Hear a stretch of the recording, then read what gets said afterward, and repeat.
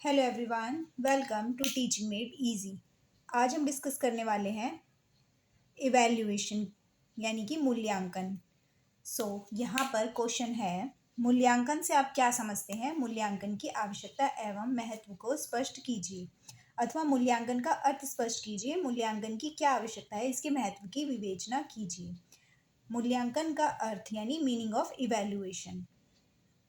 मूल्यांकन एक व्यापक एवं उद्देश्य केंद्रित प्रक्रिया है। शिक्षा के क्षेत्र में इसका सर्व प्रमुख कार्य शिक्षा को उद्देश्य केंद्रित बनाना है। इस प्रक्रिया के आधार पर व्यक्ति संपूर्ण व्यक्तित्व के विकास की जानकारी प्राप्त की जा सकती है। इसे व्यक्ति के व्यवहार का तुलनात्मक अध्ययन करने वाली एक सुव्यवस्थित प्रणाली के रूप में स्वीकार किया जाता है। यानी कि इवैल्यूएशन एक ऑब्जेक्टिव सेंटर्ड प्रोसेस है। यानी कि अगर हम इसे शिक्षा के क्षेत्र में देखें, इसके उदाहरण से समझें, तो जब कोई शिक्षक कुछ पढ़ाता है, फिर बच्चों का बाद में उसका उसी सब्जेक्ट का या उसी टॉपिक का टेस्ट लेता है, तो उससे टीचर ये देख पाता है कि बच्चे ने कितना सीखा। तो यानी उसका टेस्ट लेना, उसका मूल्यांकन करना है कि बच्चे को कितना समझ में आया है और वो कितना सीख पाया है। इसीलिए शिक्षा के क्षेत्र में इसका सर्व प्रमुख कार्य शिक्षा को उद्देश्य केंद्रित बनाना है। यानी कि उद्देश्य हमारा क्या है कि बच्चों को कोई भी टॉपिक अच्छे से समझ में आ जाए। तो हमने उसका उद्देश्य निर्धारित किया कि उस पर्टिकुलर टॉपिक को बच्चे को हमें सिखाना है, समझाना है। तो इसीलिए उसका इवैल्यूएशन करना भी ज़रूरी है। और इसी के आधार पर एक व्यक्ति के संपूर्ण व्यक्तित्व के विकास की भी जानकारी प्राप्त की जा सकती है।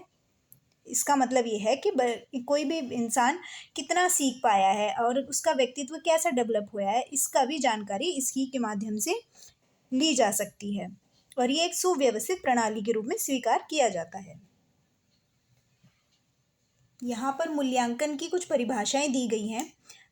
यहाँ पर जेम्स एम ली के अनुसार मूल्यांकन विद्यालय, कक्षा तथा स्वयं के द्वारा निर्धारित शैक्षिक उद्देश्यों को प्राप्त करने के संबंध में छात्रों की प्रगति की जांच है। मूल्यांकन का मुख्य प्रयोजन छात्रों को सीखने की प्रक्रिया को अग्रसर एवं निर्देशित करना है। इस प्रकार मूल्यांकन एक नकारात्मक प्रक्रिया न होकर एक सकारात्मक प्रक्रिया है। कोठारी कमीशन के अनुसार अब यह माना जाने लगा है कि मूल्यांकन एक अनवरत प्रक्रिया है। यह पूर्ण शिक्षा प्रणाली का एक अभिन्न अंग है और यह शिक्षण लक्ष्यों से घनिष्ठ रूप से संबंधित है। एनसीईआरटी के अनुसार मूल्यांकन एक प्रक्रिया है जिसके द्वारा यह ज्ञात किया जाता है लक्ष्य किस सीमा तक प्राप्त हुए हैं, कक्षा में दिए गए अधिमान अनुभव कहाँ तक प्रतिभाशाली सिद्ध हुए हैं और कहाँ तक शिक्षा के लक्ष्य पूर्ण किए गए हैं। मूल्यांकन की आवश्यकता, नीड ऑफ इवैल्यूएशन। इसके द्वारा विद्यार्थी के व्यक्तित्व के विकास के बारे में आवश्यक सूचनाएं उपलब्ध की जाती हैं तथा इसके द्वारा शिक्षण, परीक्षण, परीक्षा, पाठ्यक्रम आदि में आवश्यक परिवर्तन एवं सुधार किए जाते हैं। यानी कि जहाँ पर भी सुधार की आवश्यक है पाठ्यक्रम में, परीक्षा में, तो इसी के द्वारा सुधार भी किए जा सकते हैं। मूल्यांकन का मुख्य उद्देश्य शिक्षा की विभिन्न क्रियाओं को परिमार्जित करके स्पष्ट करना है। मूल्यांकन का क्षेत्र बहुत विस्तृत है। मूल्यांकन उद्देश्य की प्राप्ति की सीमा बताता है कि किस सीमा तक उद्देश्यों की पूर्ति हुई है। मूल्यांकन से यह निश्चित किया जाता है कि किन उद्देश्यों की प्राप्ति नहीं हो सकी ताकि उपचारपूर्ण निर्देशन दिया जा सके। इससे शिक्षण विधियों, प्रविधियों आदि की उपयोगिता, विशेषता तथा कमजोरी ज्ञात की जाती है। शिक्षण व्यूह रचना में सुधार किया जाता है और उन्हें विकसित किया जाता है। छात्रों के वर्गीकरण एवं स्तरीकरण करने में सहायक है। यह शिक्षक और छात्र दोनों के लिए पुनर्बलन का कार्य करता है। यानी कि विद्यार्थियों के लिए काफ़ी कुछ जानकारी मिलती है इसके द्वारा कि उनके उद्देश्यों की प्राप्ति कहाँ तक हो सकी है और जहाँ पर सुधार करने की आवश्यकता है वहाँ पर सुधार किए जाते हैं। आगे है मूल्यांकन का महत्व, इम्पोर्टेंस ऑफ इवैल्यूएशन। छात्रों, शिक्षक, निर्देशनकर्ताओं, शोधकर्ताओं, शैक्षिक अधिकारी आदि के लिए अत्यंत आवश्यक एवं महत्वपूर्ण सिद्ध हो चुका है। विद्यालय की गतिविधियों में सुधार लाने के लिए मूल्यांकन का बहुत अधिक महत्व है। यह पाठ्यक्रम निर्माण, उपयुक्त परीक्षा प्रणाली, व्यक्तिगत निर्देशन तथा सहगामी क्रियाओं आदि की उपयुक्त योजना बनाने के लिए बनाने में मूल्यांकन सुदृढ़ पृष्ठभूमि प्रदान कर उनमें अपेक्षित सुधार लाने के लिए प्रेरणा प्रदान करता है। यानी कि अगर विद्यालय में किसी गतिविधि में सुधार लाना है, नया पाठ्यक्रम निर्माण करना है या परीक्षा प्रणाली में सुधार करना है, तो इसमें भी काफ़ी हेल्प मिलती है इवैल्यूएशन के द्वारा। आगे है मूल्यांकन के महत्व को निम्नलिखित बिंदुओं के आधार पर विस्तार पूर्वक समझाया गया है। पहला है बालक में निहित योग्यताओं के संबंध में जानकारी। शिक्षा का सबसे प्रमुख लक्ष्य बालक का सर्वांगीण विकास अर्थात मानसिक, शारीरिक तथा भावात्मक विकास करने से है। इन तीनों प्रकार के स्तरों पर बालक का विकास करने हेतु कई विशिष्ट शक्तियों का विकास करना अनिवार्य होता है। जैसे बालक के मानसिक पक्ष का विकास करने हेतु उसमें ज्ञान, प्रयोग, बोध, विश्लेषण, संश्लेषण आदि विभिन्न मानसिक योग्यताओं का विकास करना आवश्यक होता है। इन योग्यताओं का विकास किए बिना बालक का मानसिक विकास नहीं किया जा सकता। बालकों के इस व्यवहार अथवा विशिष्ट योग्यताओं शक्तियों के विकास का माध्यम अधिगम के अनुभव होते हैं, जो निर्धारित पाठ्यक्रम का अंग होते हैं।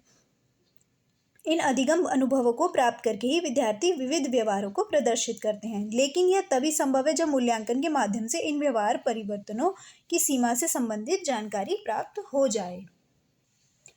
यानी कि शिक्षा का सबसे प्रमुख लक्ष्य बालक का सर्वांगीण विकास करना है, जिसमें कि मानसिक, शारीरिक तथा भावात्मक विकास भी शामिल है। तो इसके लिए उसमें ज्ञान, प्रयोग, बोध, विश्लेषण, संश्लेषण आदि विभिन्न मानसिक योग्यताओं का विकास करना आवश्यक होता है। लेकिन ये सभी चीज़ें अधिगम अनुभवों को ही प्राप्त करके विद्यार्थी के अंदर ये सारे व्यवहार प्रदर्शित होते हैं, लेकिन इनका ये सभी तभी संभव हो पाता है जब हम मूल्यांकन के माध्यम से इनको समझें, इन व्यवहारों को समझें और इससे जानकारी प्राप्त करें कि बच्चा कितना सीख पा रहा है। इसलिए इधर मूल्यांकन आवश्यक है। दूसरा है उद्देश्य प्राप्ति की सीमा के संबंध में जानकारी। मूल्यांकन ही उद्देश्य प्राप्ति के संबंध में जानकारी प्रदान करने का एकमात्र साधन है। वह केवल मूल्यांकन द्वारा ही ज्ञात किया जा सकता है कि शिक्षण की प्रक्रिया के संचालन से पूर्व जिन उद्देश्यों को निर्धारित किया जाता है, उन उद्देश्यों की प्राप्ति किस सीमा तक हुई है। मूल्यांकन छात्रों में निहित क्षमताओं, योग्यताओं तथा कौशलों आदि से संबंधित विश्वसनीय जानकारी प्रदान करता है। यानी कि जब शिक्षण प्रक्रिया शुरू होती है, उससे पूर्व जिन उद्देश्यों को निर्धारित किया जाता है कि हमें बच्चों को क्या सिखाना है, क्या व्यवहार परिवर्तन लेकर आना है बच्चों के अंदर, तो उसका मूल्यांकन किया जाता है कि इन उद्देश्यों की प्राप्ति किस सीमा तक हुई है। और बच्चों में निहित क्षमताएं, योग्यताएं और कौशल से आदि संबंधित विश्वसनीय जानकारी भी मूल्यांकन के माध्यम से ही मिलती है। तीसरा है छात्रों की उपलब्धि के संबंध में जानकारी। छात्रों की उपलब्धि का ज्ञान अनेक दृष्टियों से महत्वपूर्ण होता है। जो ज्ञान संप्रेषण के आधार पर छात्रों को प्रदान किया जाता है, उस ज्ञान को अभिव्यक्त कराने हेतु परीक्षा आयोजित की जाती है। परीक्षा के समय पर ही छात्र को यह अवसर मिलता है कि उसने जो ज्ञान प्राप्त किया है उसे बाह्य परिस्थितियों में अभिव्यक्त करे। यह अभिव्यक्ति मौखिक तथा लिखित दोनों रूप में हो सकती है। यह अभिव्यक्ति ही मूल्यांकन प्रक्रिया का आधार बताई जाती है। इसके द्वारा यह मालूम होता है कि किस विशिष्ट छात्र ने किस विशिष्ट विषय में कितनी उपलब्धि की है। यानी कि बच्चों की उपलब्धि के संबंध में जानकारी मूल्यांकन के माध्यम से ही मिलती है। बच्चों ने जो सीखा है उसको अभिव्यक्त करने के लिए परीक्षा आयोजित की जाती है, क्योंकि परीक्षा के माध्यम से ही समझा जाएगा कि बच्चे ने कहाँ तक समझा है। अब परीक्षा मौखिक तथा लिखित दोनों रूप में हो सकती है।